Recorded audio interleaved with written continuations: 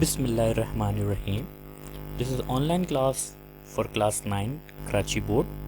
Subject is chemistry. Lesson number 7 and I am your chemistry teacher Nasir Ali. This is your syllabus for first term 2020-2021.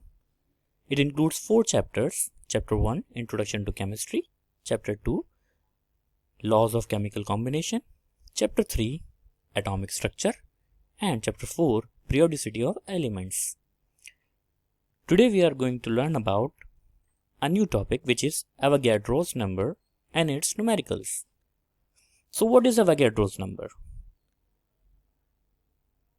A definition says a mole of any substance always contains the same number of particles, which is atoms, molecules or ions, that is exactly 6.02 10 raised to the power 23 particles.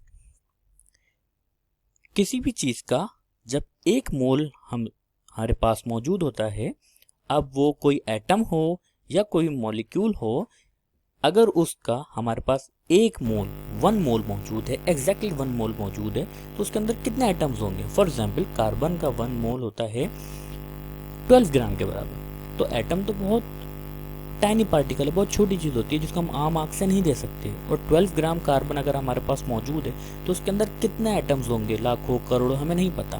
तो Avogadro ने वो calculate करा और हमें बताया कि जब भी किसी चीज़ का 1 मोल होगा तो उसके अंदर एग्जैक्टली 6.02 10 की पावर 23 पार्टिकल्स मौजूद होंगे। For example 1 mole of carbon 12 ग्राम के बराबर होता है, तो उस मोल के अंदर कार्बन के कितने एटम्स होंगे? 6.02 10 raised to the power 23। 1 mole of water equal होता है 18 ग्राम के बराबर, तो उस 18 ग्राम वाटर के अंदर हमेशा कितने मॉलिक्यूल्स होंगे वाटर के? 6.02 10 की पावर 23।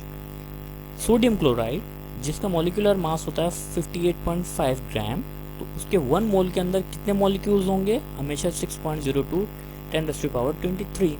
अब इसी तरह 1 मोल ऑफ कार्बन में 12 ग्राम के अंदर 6.02 10 raised to the power 23 atoms हैं। जब 2 मोल्स होंगे तो एग्जैक्टली इसके डबल हो जाएंगे, 12.04 एक्सपोनेंट 10 की पावर 23 हो जाएगा। सो ये जो नंबर है हमारे पास 6.02 एक्सपोनेंट 10 की पावर 23, ये कहलाता है एवोगैड्रोस नंबर, जिसको हम डोनेट करते हैं, रिप्रेजेंट करते हैं Na से। ठीक, इसको डिनोट किया जाता है Na से, कैपिटल N और आगे छोटा सा कैपिटल A लिखा जाता है। स्मॉल a नहीं लिखेंगे क्योंकि कैपिटल N और स्मॉल a सोडियम का सिंबल होता है, कैपिटल N और कैपिटल A। तो जहां भी हम कैपिटल N और छोटा सा कैपिटल A लिखा देखेंगे तो हम समझ जाएंगे कि ये एवोगैड्रो नंबर की बात हो रही है। एवोगैड्रो नंबर हमें किस तरह हेल्प करता है कैलकुलेशंस में, हमें क्या फाइंड करने में? एक फार्मूला होता है। फार्मूला ये कहता है कि जब भी हमें नंबर ऑफ एटम्स मालूम करने हो किसी भी चीज़ के, तो हम कैसे फाइंड करेंगे?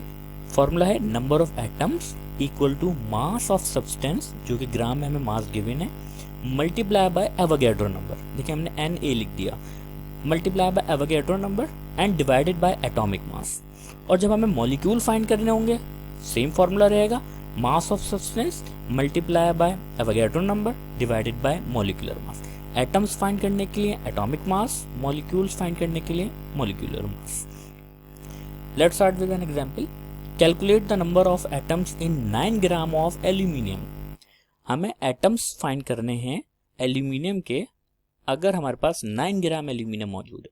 तो हम डेटा बनाते हैं, हमें फाइंड करना है नंबर ऑफ एटम्स, जो कि हमारे को फाइंड करने, तो हमने क्वेश्चन मार्क कर लिया।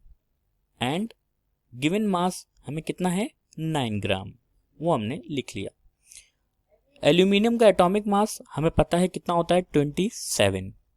सॉल्व करेंगे, फॉर्मूला हमने लिख लिया, नंबर ऑफ एटम्स जो कि इक्वल होते हैं मास of substance multiply by Avogadro number divided by atomic mass. Number of atoms हमें फाइंड करने हैं, हमने ऐसे ही एज इट इज लिख दिए। एंड मास ऑफ सब्सटेंस हमें गिवन था 9, वो हमने लिख दिया, multiply Avogadro number. Avogadro number की क्या वैल्यू होती है? कांस्टेंट होती है हमेशा 6.02 10 raised to the power 23। And divide में एटॉमिक मास हमने लिख दिया, और वो कितना है हमारा एल्यूमिनियम का? 27। 9 मल्टीप्लाई बाय 6.02 10 की पावर 23, उसको डिवाइड करेंगे 27 से, हमारे पास आंसर आता है, नंबर ऑफ एटम्स कितने आते हैं 2.006 10 raise to power 23 atoms of aluminium. ये हमारा आंसर हो गया कि 9 ग्राम के अंदर इतने एटम्स मौजूद होते हैं। Calculate the number of atoms in 45 gram of sulphur. So data बनाएंगे हम, नंबर ऑफ एटम्स हमें फाइंड करने हैं, गिवन मास इन ग्राम्स हमें कितना है 45 ग्राम, और एटॉमिक मास सल्फर का हमें पता है और वो होता है 32। सॉल्व करते हैं, formula number of atoms equal to mass of substance multiply by Avogadro number divided by atomic mass. Number of atoms हमें फाइंड करने हैं, एज इट इज लिख देंगे। मास ऑफ सब्सटेंस कितना गिवन है हमारे को 45, एंड एवोगैड्रो नंबर कांस्टेंट होता है 6.02 10 raise to power 23, and atomic mass sulphur का होता है 32, वो हमने लिख दिया। इन सबको सॉल्व करने के बाद हमारा आंसर आता है 8.46 एक्सपोनेंट 10 की पावर 23। सो इसका मतलब है कि 45 ग्राम सल्फर में हमारे पास नंबर ऑफ एटम्स कितने होते हैं 8.46 10 रेज़ टू पावर 23 एटम्स होते हैं सल्फर के।